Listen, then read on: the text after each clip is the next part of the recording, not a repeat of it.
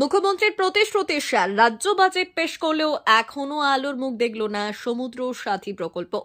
প্রান্তিক মৎস্যজীবীদের সাথে প্রতারণা করেছে রাজ্য, দাবি মৎস্যজীবী সংগঠনগুলি। জানিয়ে তুঙ্গের শাসক বিরোধী রাজনৈতিক দরজা। সামুদ্রিক মৎস্যজীবীদের জন্য এই বছর থেকে সমুদ্র সাথী প্রকল্প চালু করেছে রাজ্য। বাজেটেও পাশ হয়েছে সেই প্রকল্প। বাস্তবে অবশ্য আলোর মুখ দেখল না এখনো। প্রতি বছর 15 এপ্রিল থেকে 14 জুন পর্যন্ত সমুদ্রে মাছ ধরতে যাওয়ার উপরে নিষেধাজ্ঞা থাকে, আর এই সময়কে ব্যান পিরিয়ড বলা হয়। সামুদ্রিক মৎস্যজীবীদের পাশে থাকতেই সমুদ্র সাথীর পরিকল্পনা করে রাজ্য। যে 2 মাস সমুদ্রে মাছ ধরা বন্ধ থাকবে, সেই সময় মৎস্যজীবী পরিবার পিছু 5,000 টাকা করে দেবে রাজ্য সরকার। ব্যান পিরিয়ড কাটিয়ে মাছ ধরার নতুন মরশুম শুরু হয়ে আবার ব্যান পিরিয়ড এলেও অধরা সেই পাওনা। জেলা মৎস্য দপ্তর সূত্রে খবর, এবছর 22,379 মৎস্যজীবী সমুদ্র সাথীর পরিষেবা পাওয়ার জন্য আবেদন করেছেন। তবে প্রাপকদের নামে কিছু ক্ষেত্রে ত্রুটি রয়েছে। দপ্তর সূত্রে আরও জানা গেছে, সমুদ্র সাথী মঞ্জুর হয়েছে 20,130 জনের। গত বছরের 8ই ফেব্রুয়ারি রাজ্য বাজেট ঘোষণা হলেও ব্যান পিরিয়ড থেকে আবার ব্যান পিরিয়ড এলো। এখনো অধরা সমুদ্র সাথী। মৎস্যজীবীরা জানান, রীতিমতো প্রান্তিক মৎস্যজীবীদের সাথে প্রতারণা করছে রাজ্য সরকার। এই নিয়ে শাসক বিরোধী দরজাও তুঙ্গে উঠেছে। অ্যাপ্লাই করছে রাজ্য সরকার থেকে, রাজ্য মৎস্য দপ্তর বিজ্ঞপ্তিতে বলছে যে এই কার্ড পেতে গেলে আপনাকে আমাদের পঞ্চায়েত সদস্য থেকে প্রধান, পঞ্চায়েত সমিতি এদের সার্টিফিকেট লাগবে, পৌরসভার কাউন্সিলর পর্যন্ত। আমরা সেই সময় যিনি সেক্রেটারি ছিলেন দপ্তরের, আমরা পরিষ্কার বলেছিলাম এইটার সাথে সাথে আপনারা মৎস্যজীবী সংগঠনগুলিকেও ইনভলভ করুন, যারা শংসাপত্র দিতে পারবে, কারণ তাদের থেকে ভালো কেউ চিনবে না। ওনারা শটান না করে দেয়, কারণ 2022 সালে মৎস্যজীবী নিবন্ধীকরণ কার্ড এটা শুরু হয়েছিল ঠিক পঞ্চায়েতের আগে, আগে শুরু হয়েছিল। পঞ্চায়েতের একটা ইস্যুই হয়ে গেল এই মৎস্যজীবী কার্ডগুলো, এবং গ্রাম জুড়ে মানে সমস্ত নেতারা, রাজনৈতিক নেতারা, তারা এই কার্ড করানোর জন্য ঝাঁপিয়ে পড়লেন, এবং দেখা গেল গণহারে হয়েছে, এই কার্ডটা পেয়েছে।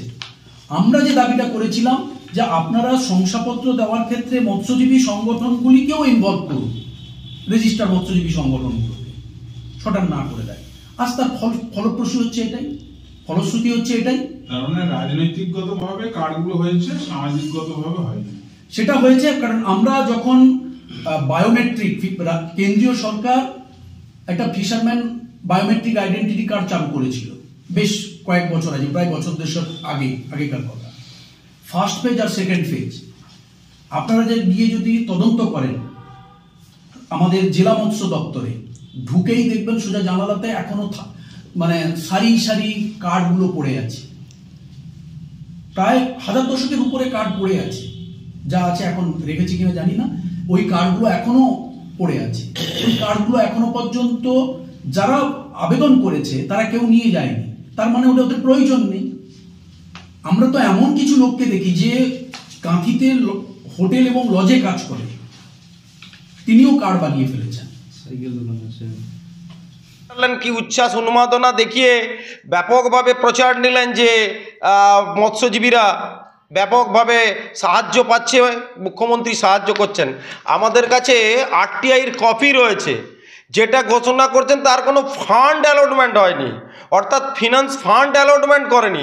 পুরোটাই ভাঙতা, পুরোটাই একদম মিথ্যা, এবং পুরোপুরি মৎস্যজীবীদের সঙ্গে প্রতারণা করেছে মুখ্যমন্ত্রী মমতা ব্যানার্জি, পুরোপুরি প্রতারণা করেছে। এবং সেই প্রতারণা শিকার হয়েছেন মৎস্যজীবীরা। আর মৎস্যজীবীদেরকে নিয়ে এ ধরনের ছেলেখেলা, এ ধরনের ধান্দাবাজি মৎস্যজীবীরা দেখছেন। আমরা তাদেরকে সংগঠিত করছি, আমরা তাদের নিয়ে আন্দোলনে নামছি, এবং আমরা বুঝিয়ে দেব যে মৎস্যজীবীদের নিয়ে এইভাবে ধান্দাবাজি করা, এইভাবে মিথ্যা প্রতিশ্রুতি দেওয়া, এর ফল কিন্তু তাকে পেতে হবে। অনেক বড় বড় কথা বলেন নাকি উন্নতি হচ্ছে, উন্নয়ন হচ্ছে, সবটাই মিথ্যা। মাননীয় মুখ্যমন্ত্রী মমতাময়ী মা মমতা বন্দ্যোপাধ্যায় সমুদ্র সাথী প্রকল্প ঘোষণা করেছিলেন। যে সমস্ত মৎস্যজীবীরা সমুদ্রে মাছ ধরতে যান, যারা বছরে 2 মাস বাড়িতে থাকেন, তাদেরকে 2 মাস ভাতা দেওয়া হবে ঘোষণা করেছিলেন। তারই পরিপ্রেক্ষিতে সমুদ্র সাথী প্রকল্পে মৎস্যজীবীরা যারা ছিলেন তাদের নাম নথিভুক্ত করেছেন, তারা কার্ড পেয়েছেন।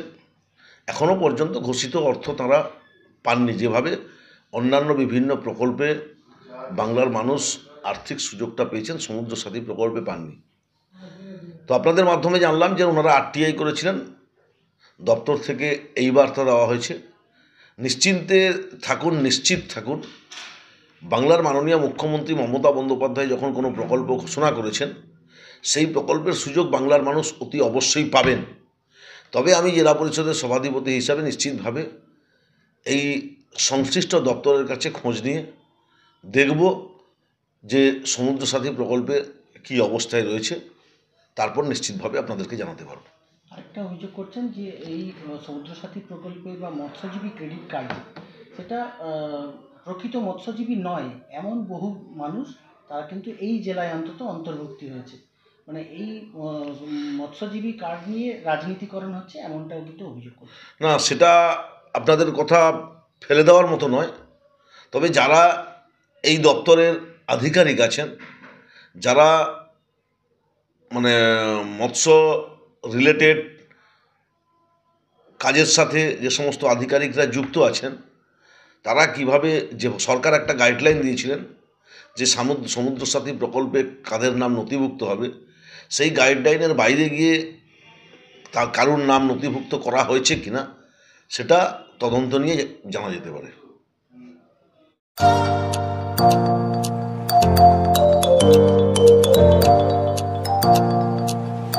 উন্নত ও অত্যাধুনিক চিকিৎসা পেতে আর দূরে নয়, আপনাকে আসতেই হবে জেলার বৃহৎ মাল্টি স্পেশালিটি হসপিটালে।